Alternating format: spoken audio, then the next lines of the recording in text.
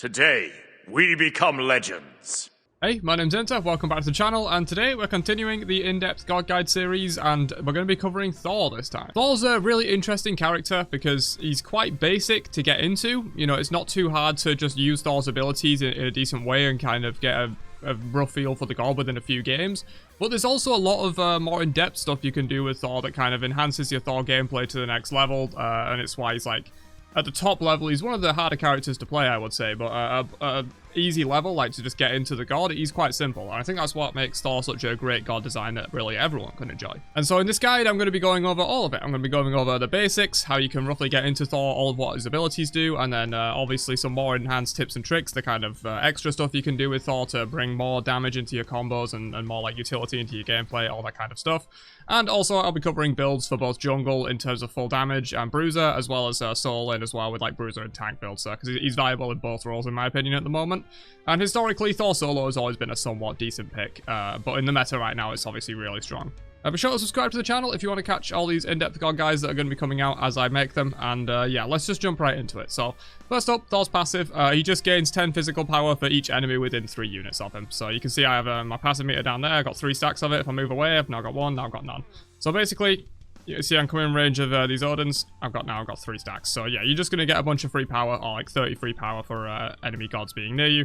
Thor's a very dive heavy god. You know, you're going to be wanting to dive into that back line and get around a bunch of enemies, and you're going to get a bunch of extra physical power for that. Pretty simple passive overall. Alright, and so first up we have for his regular abilities, Mjolnir's attunement. Thor throws a hammer out in front of him, and it deals damage on the outswing and damage on the return swing. On the return swing, the damage is doubled on enemy gods. So you can see 184, 369 there. The number will be a lot bigger.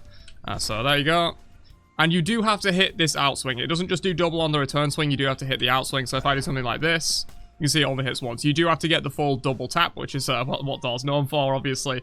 You get the double tap, it does insane damage. The base damage is, I believe, somewhere around 600, because it does... Yeah, it's 630 base damage. That's a lot of base damage. And it also has decent scaling as well. I think it's like 90% scaling if you hit the double tap. So pretty good there as well. This ability is Thor's bread and butter, really. It's how he gets a lot of his damage out. And you can combo into it from other parts of his kit that we'll cover in a second. But also, whenever you want to, you can teleport to this hammer. So you can throw it out and instantly teleport to it if you want. Usually not what you want to do, but if you want to like dodge an ability, you can sometimes do that. You can teleport at like the max range there at the end of the arc. But you can also teleport immediately after you double tap them. So you can do this, port in, and then like do your other stuff.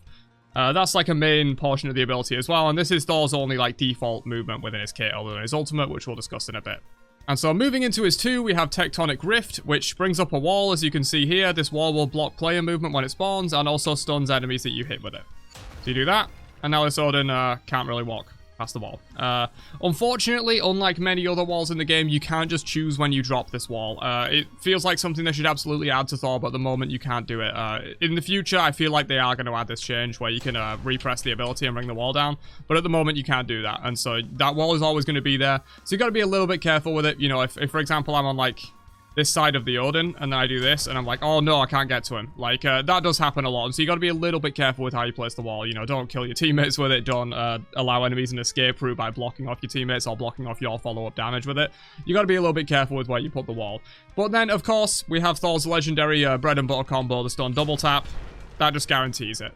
If there's a little bit of DR on the enemy, it might not always completely guarantee it, but it pretty much always does. This is just Thor's bread and butter. If you just do this, you stun double tap. We'll get more into combos in a little bit once we've gone over all of his abilities, but you can do much more than just this. But that's like his bread and butter combo, basically. You just guarantee the hit of double tap. The wall does a little bit of damage itself. You can see how much he was DR'd there. That's what I was talking about. So like when he's at max DR stacks like right now, he doesn't stun for too long, and you might not be able to fully guarantee the double tap. But this is often your engage, and usually they're not going to be at max DR stacks. And even if they are, you can usually just kind of like lead the hammer a little bit and still get the damage that you need. Moving on to his 3 though, this is Berserker Barrage, which is just, he spins around him, he hits 3 times in the front. The last hit does a bit more damage. You can see there I was getting 99s and then 113 on the final hit. It's the scaling that really matters with this ability though, so if I had some items, it would be a bigger difference than just 102 to 119. But then in the back, you only hit twice, so you can see here, I just hit him for the 99s. I don't get the final hit if they're behind me. I'm not sure how it works with to the side, actually. Let's figure this out real time. Okay, on the sides, you're fine. So if you hit people on the sides with this, you're still going to get that hit. But if they're any further than like 90 degrees to the side of you, so if we try it like this, you're not going to get that final hit. So really, you want to be facing the enemy, or at least, what would that be, like parallel to the enemy, I guess, with them like right on the side of you or like slightly to the front of you to get that final hit, because that final hit is where a lot of the big damage of this ability comes from. You can see here you're going to get 2 hits of 110 plus 12, but then the final hit is 125 plus 18, and you're missing out on that final hit damage if you have the enemy behind you. So you absolutely want to be facing the god here for maximum damage, and this ability chunks quite hard, especially with the power scaling when you can get all 3 of those hits. And finally, we have Thor's ultimate, probably his most iconic ability. You charge up, go into the sky, and then you can choose a landing spot in a large radius around you. When you land, you stun enemies, and you also get this spark on your hammer where any damage you do to gods applies like a little spark. So you can see all that is applying sparks there. That lasts 6 seconds, and you can get a lot of big bonus damage after you ult in with that. And so yeah, that's all of like the basics of Thor's abilities and how they work. Let's move into some like tips and tricks and his combos and like little things you can do to improve your gameplay and all that kind of stuff. So first up, you do have to lead a lot of Thor's abilities. So for example, this Odin's moving. If I try and like pop the wall immediately on him, he might not be going fast enough, but like you can see I kind of missed there and he goes on like the wrong side of the wall. With the wall, you want to be leading it a little bit, so I do like that, and then make sure he's on the right side of the wall. He just walked through it because Smite is a game, but yeah, you want to be like leading them so they're on the right side of the wall and you can kind of get in and do all of your stuff. The same thing with the ultimate. The ultimate has a decent bit of delay between when you click and when you land. So I've clicked here. Now. It takes a little while to land. And so sometimes you want to be like kind of leading the target a little bit. You know, you want to kind of like predict which way they're going to move. And because if they just keep running and you put it like right on them, it's different than like with Thanatos. Like with Thanatos, if you just put them in the center of the landing circle, it will almost always hit unless they have insane movement speed or they try and jump away. But with Thor, there's a really good amount of delay, and so if you're trying to just like put them in the center, like right there, you're gonna miss entirely. So like that delay, you do need to lead the targeter a little bit, especially if the enemy knows you're ulting. Like if they haven't seen you ulting, you can probably just try and put it on them because they're not going to be like trying to juke or anything like that. But if they've seen or heard you ulting and they're ready for the ult, you got to be a little bit careful and try and like predict where they're going to move, lead the targeter a little bit, and like put it a little bit ahead of them so that when you do land, they're right in the middle and you can follow up with all of your stuff. Another quick thing to note with the wall is that if you try and wall inside an objective, like the Titan or the Fire Giant or anything like that, the wall is just going to instantly disappear. You can see that it doesn't even appear. Still going to get the damage, but that's just worth noting. Even if it intersects Hey, that's a little bit of a crossover, right? Who expected that? But yeah, even if it's like just clips a tiny bit of the objective like that, oh, okay, that was actually fine. But like if it's a tiny bit inside the objective, it's just going to completely disappear. And so you got to be a little bit aware of that. Like you just see that completely disappears there. So sometimes that can be relevant. Just thought I would mention that.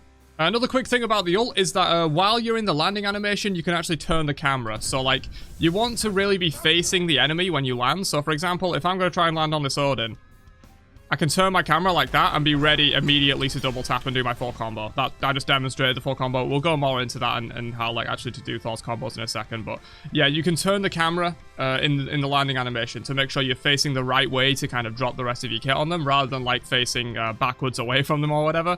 I'll try and demonstrate where like you're facing away from them.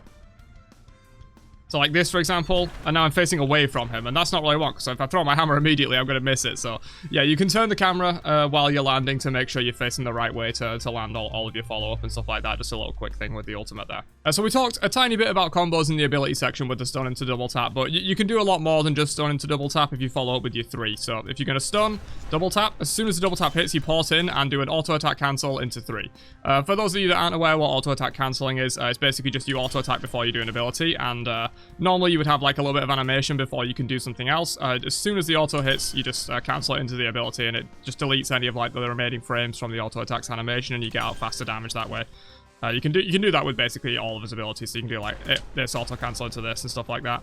But yeah, that's what you want to do as like your main stun double tap combo. You want to stun, double tap, port in, auto attack into 3. Make sure you get in that auto attack. It's a physical auto attack scale at 100% of your power. And so if you have a good amount of power, 200 to 300, that's going to add a lot of extra damage to just your base combos. You want to be auto attack cancelling on Thor a lot. He's one of the better assassins to do so. Not quite in range there. Make sure you obviously try and teleport where you're going to be in range to be able to do the basic attack into 3. And that just takes a little bit of practice, making sure you can port in at like the right time, because it's a little bit of a tight window. You want to make sure the double tap is connected, because if you teleport too early, like for example if we do this, like that's way too early, the double tap didn't connect. So you want to be in time for the double tap to connect, but also just after, so that you're still in range to land the basic attack into 3 follow-up. And that's like Thor's go-to, just like combo off of this stun double tap. And this is going to do a ton of damage. This is going to burst people like half health throughout a lot of the portions of the game.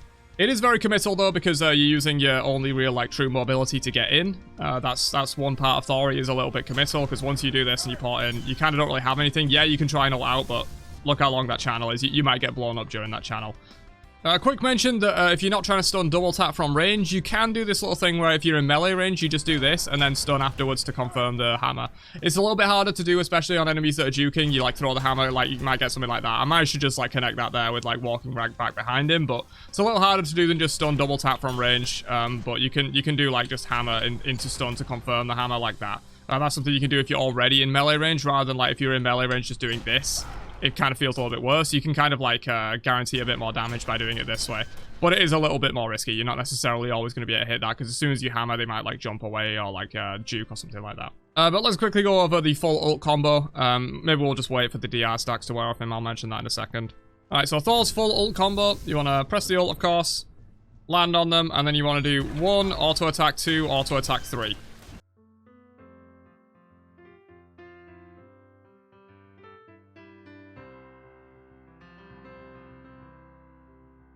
That's basically the full ult combo. You want to make sure you're auto-attacking in between all of those. The damage difference between just like ulting in for like a regular combo and ulting in with the auto-attack cancels is quite significant. You know, you're getting 2 free auto-attacks in the middle of there, and you could even get another one after the 3 or something like that. It will add a ton of damage to your combos.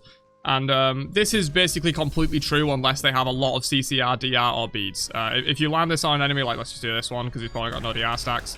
They're stunned for long enough that you can confirm the stun off of your 2. So the ult stuns for 1.5 seconds. That's more than enough time to throw out your hammer, auto attack, and then throw out your 2, and then they're stunned from that as well. So you can basically guarantee the entire combo except like maybe the last hit of the 3. They might like be able to jump out of the, like, the last hit of the 3, but this is basically completely guaranteed, and this is how like Thor just completely one-shots people with almost no counters unless they have beads. You just do this. In the late game, that just does so much damage that it can literally 100 to 0 people if they don't have beads. Thor's very scary for that reason.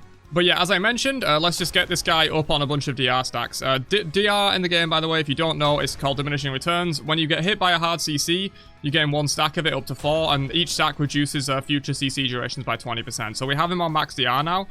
Look how long my 2's stunning him for. That's supposed to be a 1.6 second stun. It's not 1.6 seconds, and that's basically DR. If you get hit by hard CCs, you get a stack of it. There's also this class called true hard CCs, like knockups and stuff that apply 2 stacks instead. But most hard CCs just apply 1 stack, and then any future CCs are 20% less, up to 80% less. Can't go below 0.4 seconds, which is probably what this is, about 0.4 seconds there, maybe a little bit more. But yeah, 80% reduction, can't go below 0.4 seconds. And so when they're so heavily DR'd like this, when you ult in, you're not going to be able to get the full combo guaranteed. So we'll try and do it here. You can see he's like unstunned way before I can land the stun from my 3. And in this kind of situation, my best advice would be to just kind of like not commit to the full combo. So yeah, you can just do something like this. And then when you land on them, you can see he's like on Mega DR there, and then you follow up with like a stun into double tap or something like that, and you can kind of follow up that way, because if you just commit to the full combo, it's most likely not going to land like the stun double tap. They'll just be so DR'd that they can just immediately walk out of it. They'll only be stunned for about 0.4 seconds, which is not even close to enough time to guarantee the full combo. Whereas when they're not DR'd, we'll do it on one of these Odin bots that have no DR stacks. You can see that it's completely guaranteed. There's nothing they can do about that, except like maybe the final tick of the 3 there, they might be able to jump away from that.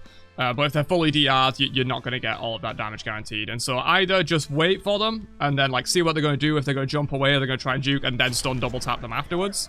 And then you can do the stun double tap into port into 3 combo if you want to, so you can just wait and do that, and then, you know, do this. Fucked it up there. Obviously, as I was mentioning, you have to wait for the double tap to connect, and then be on the right side of them to get the auto cancel into 3. Yeah, you can just wait and do this. Or you can just 3. I sometimes like to do this, you know, if I'm predicting that they're going to beads, or I feel like they've got a lot of DR stacks on them, you just land into 3, and then you follow up with like something like a stun double tap like that, and then you can continue chasing. Obviously, you won't have your 3 back there. I've got 80% jungle practice cooldown reduction. But yeah, you can do stuff like that. So it's way less committal to throw your 3. if you think they're going to have beads or if you think they're heavily DR'd. You know, if you've just seen your Nike go in and she's 2'd them and then jumped on them with a 3, that's 4 DR stacks already because they're both true hard CCs. And so you can just land into 3 and you're not committing your movement there, so you can follow them like this, but also you can run away if you need to. You know, once you kind of like landed the stone, you 3 like this. If you're in a bit of danger, you can still just like port away like this. You're not really in like as much danger as if, let's get him back to full DR stacks here. You know, you're not really in as much danger as if you do something like this. You land, you go for the full combo, but then like they kind of get out of it. And like obviously I'm against an Odin bot, it's very easy to still land it on him even when he's max DR, but against real players, they'll very easily like juke you or jump away or something like that.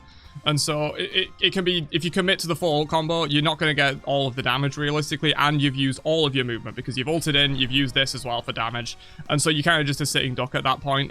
You got to be very careful. So if you do feel like they're going to have beads or they have a lot of DR stacks, maybe just 3 and then wait and kind of chase their like getaway option with stun into double tap or something like that, or just get out with the 1 if you need to, if you feel like it's not really worth it. Like honestly, it's fine if you just burn beads with Thor's ult. Like if you just do this, you go in on one of their backliners, instant beads there, just 3 and then get out, because like that's honestly fine. Your ult cooldown is way less than beads cooldown. Like you're going to be building max cooldown on Thor every game, and so your ult is on like a 54-second cooldown or something like that in the late game.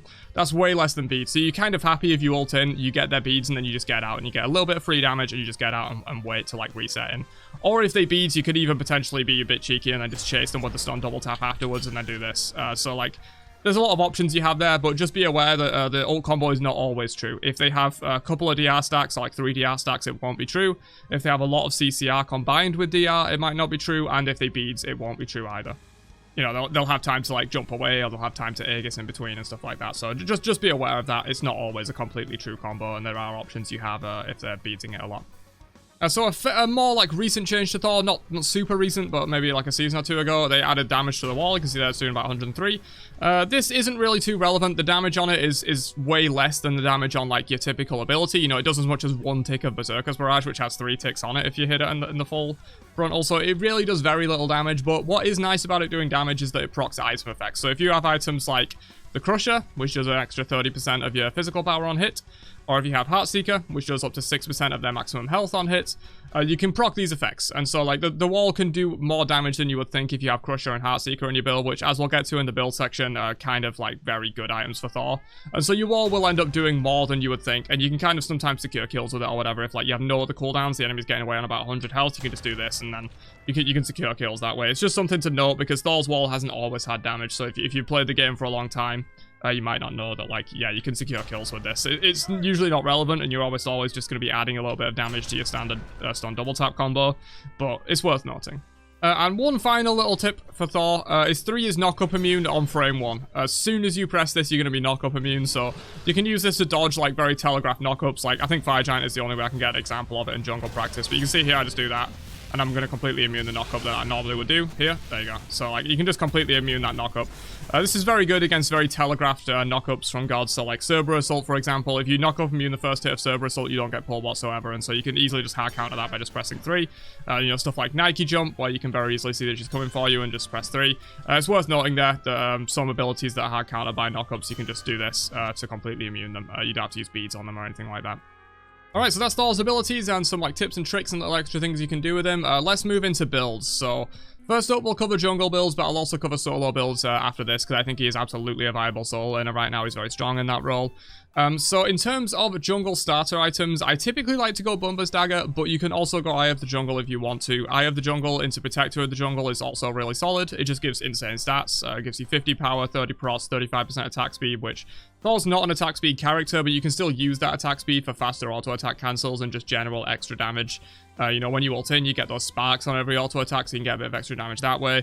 The 35% attack speed is still useful for him, and then you also get that bonus 15% power and 7% procs while you're in the jungle. Protector of the Jungle is still really good, but I do lean towards Bumba's Dagger. You can build either of these. Personally, I prefer Bumba's Dagger. I usually go into Bumba's Hammer because Thor does a lot of auto attack cancelling, and so you can get 0.5 seconds off of all your cooldowns every time you do that.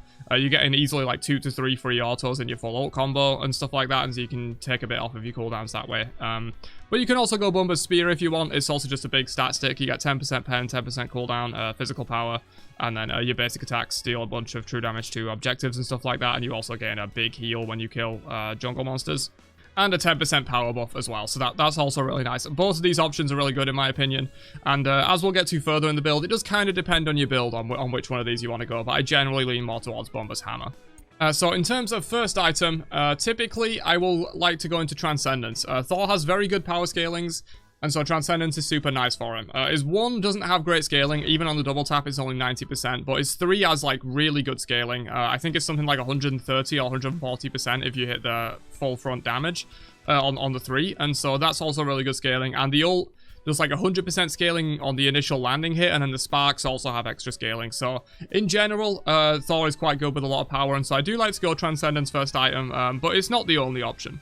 A much faster option is just going straight into Flat Pen. So Jotun's Wrath, 20% cooldown, Flat Pen and power, just a really good item in general, and also has a good glyph in Jotun's Cunning, which is really nice because when you stun double tap, that's your second ability when the double tap hits, and so you're going to get refunds on your cooldowns and stuff like that. So good glyph, general, just good stat item that's really nice for Thor in the early game, and this will spike you a lot harder on that first item than Transcendence will, because Transcendence has to be stacked. This doesn't have to be stacked, and it has 10 physical penetration, so it just comes up front with a lot more stats. Also, if you're against teams with strong healing, if you're against like a Ra mid or an Aphrodite support or anything like that, and Terra support, you probably want to go Brawler's Beat Stick in place of this Jotun's. It's more overall upfront damage, more power and more pen, and you get that anti-heal passive as well, but you don't get the 20% cooldown. But yeah, into strong healing teams, just go Brawlers instead of Jotuns here. Absolutely worth doing. And also there's the option of Transcendence Rush in first slot.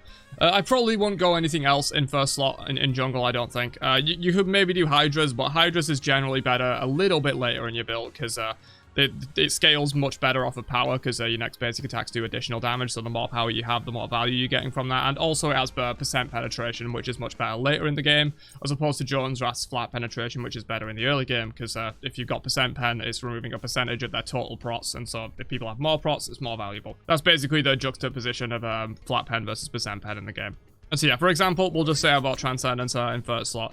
After that, you can go into Flat Pen if you want to. You know, you can go straight into a Jotun's, I think is absolutely viable. You can also do this the other way around. You can go Jotun's into Transcendence, and that's absolutely fine as well. You know, Brawler's Beat Stick if you need it. You can go into that kind of stuff. But typically, if I'm going Transcendence, I don't really like to go Jotun's for CDR reasons, because Transcendence, when it evolves, has 10%.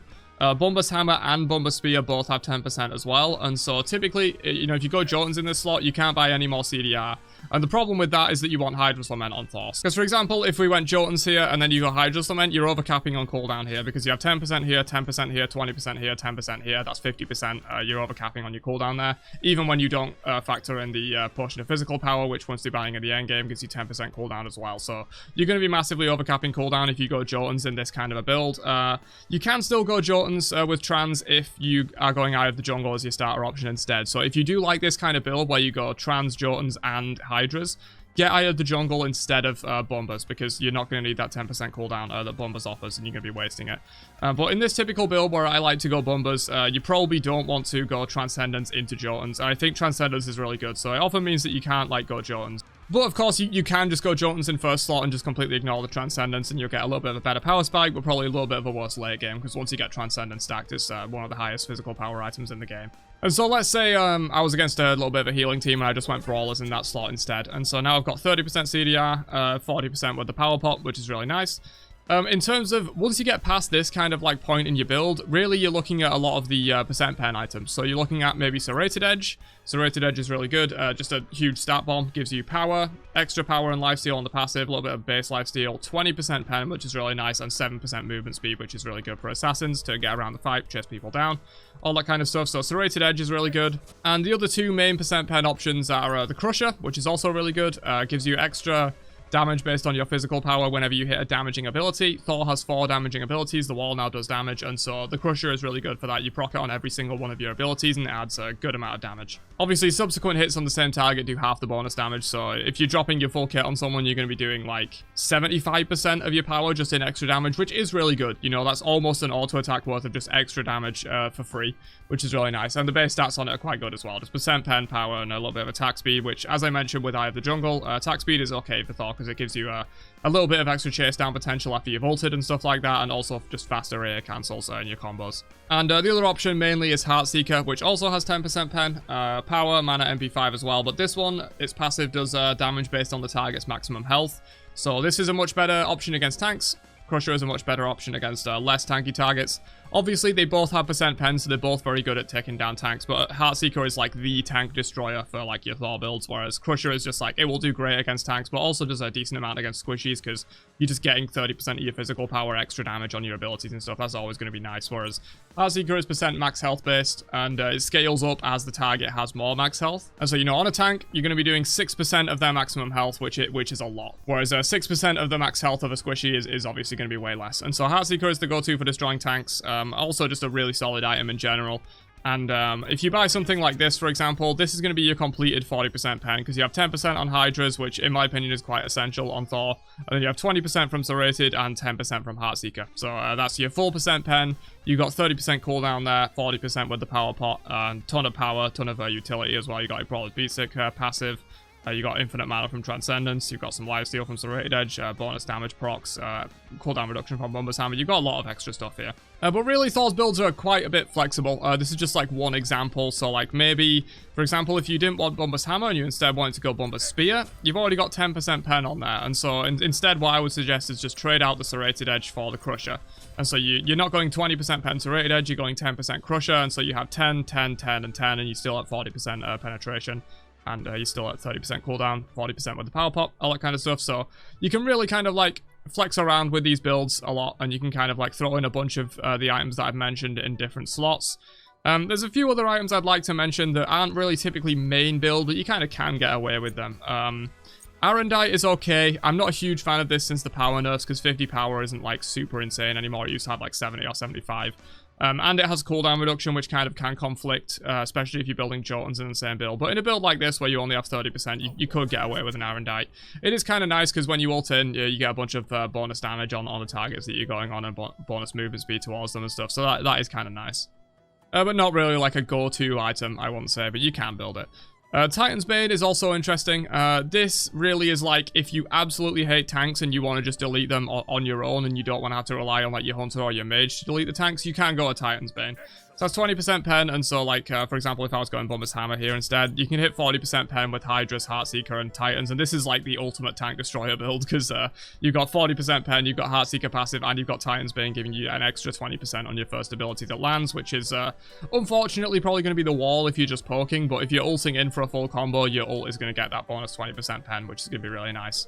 Not a main build for Thor in my opinion, because Thor's job isn't really to target the tanks, it's to blow up the squishies, and so you don't necessarily need like a super heavy tank destroyer item like Titan's Bane. You're probably better going like a Serrated Edge for your 20% pen, because that gives you more other useful stats. You know, you're getting power, lifesteal, that same penetration, and movement speed, as opposed to just power and extra penetration. Bloodforge is another option. Not a main build, but if you're getting a lot of kills, if you're snowballing a lot, you know, you're like 7 and 3 or whatever, maybe Bloodforge can be worth it for you. You get a little bit of power, lifesteal, movement speed, and then that big health shield when you kill a player. This can be really nice. It also doesn't have any kind of like percent pen or cooldown reduction, so it's not going to conflict with anything else in your build in terms of overcapping. You can kind of just throw a Bloodforge in whenever you want and not really worry about it conflicting with the rest of your build, and it's really nice if you're getting a lot of kills and you can snowball that way. But yeah, that's pretty much all I have to say on jungle Thor builds, I think, other than relics. Relics, you're going to be going beads blink every time. Whether you go blink or beads first kind of depends on the game. Typically, I like to lean towards blink. You know, being able to blink in and just blow people up is really nice. But if they have a heavy CC team that you're a little bit worried about in the early game, you know, if you have like a Vulcan or Wheelix in mid or something and you're worried about Wheelix's ult, or maybe they have like a really strong CC support like Sobek or something like that you fear is going to pluck you and you're going to die for that, you can go beads just to like get like not immediately blown up by like hard CC in the early game. But depending on the order, you're always going to go beads blink on Thor. For me, I like to go into the temporal beads for the cooldown reduction. I think they're the best kind of beads.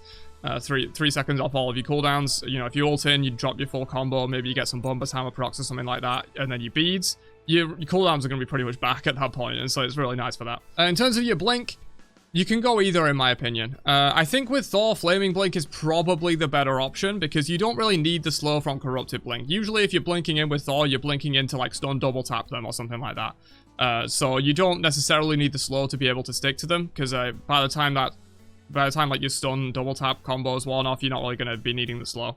So I do think overall Flaming Blink is better, but you can still go Corrupted Blink if you want to. I think it's absolutely still viable, but the Flaming Blink can give you that little flame layer where you can like stun double tap them into it, get a little bit of extra damage that way. I think Flaming Blink is overall a little bit better. I guess I'll quickly mention some, like, bruiser items that you can go. I prefer full damage Thor jungle, to be completely honest, but we are kind of in a little bit of a bruiser jungle meta, and so it's worth noting a few items that you could go. Glad Shield is decent. Gives you cooldown reduction, extra damage on your abilities, physical protection. Glad Shield is pretty solid. You can also go Stone of Binding, because almost all of Thor's damage is going to be engaged off of a crowd control. You know, you're going to be stun double tapping, or you're going to be ulting into your full combo where they're stunned. And so you get that free 16 flat pen, plus a little bit of, like, defensive stats as well. Stone of Binding is pretty solid. Archdruid's Fury is also not bad. Once you take a bunch of extra damage, once you, like, get that AA cancel in, like, your ult combo, your stun double tap, port into AA to 3, you're going to get a little bit of extra damage on that as well. Pridwin, of course, is worth a mention. It has a lot of cooldown reduction, so it might conflict with the rest of your build. And also, Pridwin is generally best when you're building a lot of protections in your build. And if you're just going like Bruiser, Thor jungle with like 1 or 2 defense items, Pridwin isn't quite as good. But it is still an absolutely solid option. But we'll get more into this kind of stuff in the solo section. So I think we'll move on to that now. So, in terms of solo lane Thor, Bluestone Pendant is absolutely your best friend. Thor has 4 damaging abilities, as I mentioned before, with stuff like Crusher and Heartseeker. And so Bluestone is going to proc on all of your abilities. It's going to give you the extra wave clear that you need to compete with like warriors that have stronger wave clear in general than Thor does for the solo lane laning phase. Really useful for that, and just a bunch of extra damage. Has decent regen stats as well, with some HP 5 and MP 5 for the laning phase. Overall, just really good. This, you're going to be going into Bluestone Brooch, definitely the better of the two for Thor. Just enemies take current health damage as well as like the flat damage from all of your abilities. It's just going to throw a bunch of extra damage on all your abilities. Bluestone is super nice on Thor. The only reason you don't really go it on jungle Thor is that you kind of need the cam clear from Eye of the Jungle and from Bomber's Hammer. So Bluestone super nice for solo Thor. Absolutely what you should be going. Into a physical matchup, I do like Glad Shield first. Gives you HP 5 for the laning phase, which is really nice, and then prots, health, cooldown reduction, bonus damage on your abilities. It's everything you want on Thor. Again, he has 4 damaging abilities, and so Glad Shield's going to proc on everything he uses, which is really nice. This is obviously into a physical matchup. If you're going into a magical matchup, some kind of Guardian or maybe a Mage, I would probably recommend either only Hunter's Garb if you don't care too much about the laning phase. You're going to be wasting the passive of this a little bit in the laning phase because you're only ever going to be near one person, only getting 1 stack of that damage mitigation. You could also go Genji's Guard as well. It's just it might conflict a little bit with your CDR options. But yeah, Genji's Guard or only Hunters. If they're a strong healer, you know, if they're like an Artio or a Terra solo or like a Hell or a Baron or something like that, you might also want to go Pestilence. This has really efficient defenses and then it's going to reduce their healing quite substantially. So you can go Pestilence into like a magical healing lane opponent. Similarly, you can also go Contagion into a really strong like physical healing opponent, so like a Horus or maybe a Hercules or a Tyr or something like that, especially if they have like hard CCs and healing like those 3 gods that I mentioned. Contagion first can also be really solid and then you go into Glad Shield. You can also just do it the other way around. If you want a little bit more damage and pressure in the lane, you can just go Glad Shield into Contagion. Absolutely viable. Manticore Spikes is insane on Thor. Manticore Spikes is really good. He has 2 hard CCs in his kit. When you stun double tap, you're going to be able to port in, pick up that spike, and then do the bonus damage. And then when you're ulting in for your full combo, you'll land, pick up the spike immediately, and then that'll go off in the middle of your combo. So let's demonstrate it here. So we're going to ult in, boom, pick up the spike, and you saw that go off there. I think it was the 131 extra damage that it did there. But yeah, you can see that it like goes off in your full ult combo, because when you land, you can just easily pick up the spike while you're doing your combo, and then you get a little bit of extra bonus damage that's completely guaranteed, other than DR and beads that I've like mentioned earlier in the video. You can also just do stun double tap, and then it's going to appear there, and you can port in and grab it, and then you do the extra damage once you port in and do the rest of your combo. Manticore Spikes is super good for Thor, not only because he has 2 hard CCs, but also because his hard CCs can easily confirm the spike. You just port in, you grab it, and then you use it like that. And so Manticore Spikes, pretty much essential on tank Thor, in my opinion. I should have probably mentioned it in the bruiser section for jungle as well. It's also viable as like a 1 or 2 defense items in jungle kind of thing, but for solo Thor, Manticore Spikes, in my opinion, a core item. He uses it insanely well, and the base stats are really good. Pridwin, also probably a core item for Thor solo, in my opinion. Obviously, when it got these glyphs, it's really insane. Red Pridwin is the best, in my opinion. You can go blue Pridwin if you want. Red Pridwin did get nerfed recently, but still, this is really good because the damage procs as you land. It doesn't, like, proc as you go up. I can't really see. Let's go on this guy. So as soon as I land, Red Pridwin procs there. That was the 35 damage. And then obviously it's going to proc again when you go off. So like you can really kind of get it to proc pretty consistently on your full combo. And it's just going to add a whole bunch of extra damage to it. So you can see if we go on this guy here. drop our full combo, get all the mana cost backs, extra damage, and then pretty much like after you finish, a little bit after, you'll get the red Pribwin, second proc of damage. And so that's just going to add a whole bunch of extra damage to your overall combo, and it's really nice for Thor solo. Probably essential in my opinion. Other items you can go, Erosion is good if you're playing into a lot of shields. It has pretty solid base stats, a lot of health, and then some of each prots, and you gain movement speed and then reduce shields around you. Erosion's pretty good into heavy shielders like Nike or Odin or Yamoja, lots of shells, that kind of stuff. Raven. Archdruid's Fury, also really good. I mentioned this in the jungle section. When you've got it stacked up, you're just going to be able to, when you do stuff like this, that basic attack there in between the three is going to proc Archdruid's Fury and add a ton of extra bonus damage to your combos. Same thing for the ult combo. You know, if you're taking a bunch of damage, you then ult in. This auto here, like that first one, is going to proc Archdruid's Fury, and like you just see so many damage procs going off here. Like you have the lightning from your ult, you have all the base damage from the abilities themselves, you have auto attacks in the middle, you have Glad Shield damage on all of your abilities, you have Manticore spikes that you're picking up, you have Red Pribwin procking twice, you have Archdruid's Fury. It's just insane, and it hits like a critical mass. You have Bluestone Pendant as well, and there's just so many numbers coming up, and you do a lot of damage with this kind of a build where you're just relying heavily on proc items. Did I mention Spirit Robe? I don't know if I mentioned Spirit Robe. Pretty solid option overall. It has 20% CCR and then 15% miss when you're hit by a hard crowd control. And so that's really nice if you feel like you're going to get blown up. You maybe after you ult in and commit to your full combo, if you feel like you're going to get CC'd and blown up, if that's happening to you a lot, you can go into Spirit Robe. Stone of Binding is really good, as I mentioned in the jungle section. A lot of Thor's damage comes after you CC someone. You're going to do stuff like this, and so all that damage is going to be boosted by that 16% prot reduction. Sorry, not percent. 16 flat prot reduction that you're getting once you go in, and so you're just going to do a little bit extra damage to squishy backliners. Not very good against tanks, obviously. 16 prot reduction versus a tank with 300 prots isn't going to do much, but against a squishy with only like 60 prots, it's going to do a lot. And so you can just enhance your damage that way. Stone of Binding is also pretty good on Thor, in my opinion. Thebes is kind of there as an option. I mentioned this in my King Arthur solo video, but I don't think you really need to go Thebes on Thor, to be honest. He's just got better items. It's not particularly bad, because you can still stack it up in like late game team fights, and it's a really efficient defense item. It's going to boost the damage of your Glad Shield and your Glorious Pribwin, because they scale off of your protections. It's still pretty good overall, but you just have better items for Thor. Like, you have Stone of Binding, you have Archdruid's Fury, you might want a Spirit Robe. You just have generally like better stuff that you could go in that slot overall for Thor. And I guess Magi's Cloak is an option. I generally prefer Spirit Robe on this kind of a build, but Magi's Cloak is there as an option to give you that bubble to stop you just getting CC'd down. But in general, in this last slot, I would probably go something like an Archdruid's Fury. And then, like, maybe if you didn't need to go Contagion in the learning phase, this could be Stone of Binding instead. And you could just have this kind of a build where, like, everything is just giving you procs to do extra damage. And like, it doesn't really matter that your base damages aren't super high because you're building tank. Just look at how many yellow numbers are just popping off on that guy, like yellow and orange numbers. It's just insane. And you just get so much extra damage that way. Thor tank is really strong at the moment, and so I thought I would go over his solo builds as well as his jungle builds. In terms of solo relics, usually you're going to be going TP first in the laning phase, but you don't have to, and then you probably want to go Blink or Beads, depending on if you feel like you're going to get blown up or not. But you can also just go Blink Beads. You can go Blink first in the laning phase, and then you can just grab Beads, and you can go Blink Beads as well. That's also pretty viable. But yeah, that's pretty much all I've got for Thor in terms of his abilities, little tips and tricks you can do, things you can do to improve your gameplay, his full combos, his builds, all that kind of stuff. He's a really cool character with a lot of skill expression at the higher level. You know, he's quite easy to get into. Everyone can easily just do this. But then when you add in the little, like, autos and porting in and auto cancels and leading the ult and, like, stunning into double tap and stuff, like, you can add a lot of skill expression to Thor. And there's a lot of, like, little intricate stuff that you can do once you've got, like, a grasp on, like, the basic helm of the character. You can add in a lot of cool stuff and really improve your gameplay. And he's a very satisfying god for that reason. There's always, like, little extra stuff you can do to, like, jack your Thor up to the next level, basically. So hopefully you guys enjoyed this guide. Let me know who I should cover next. I'm considering doing Susano, but I want to train up my Susano a little bit more before I go into that, because he is quite a technical god. But yeah, don't forget to drop a like if you've enjoyed this in-depth guide series, and I will catch you guys in another one later on. Have a great day, and peace out, you nerds.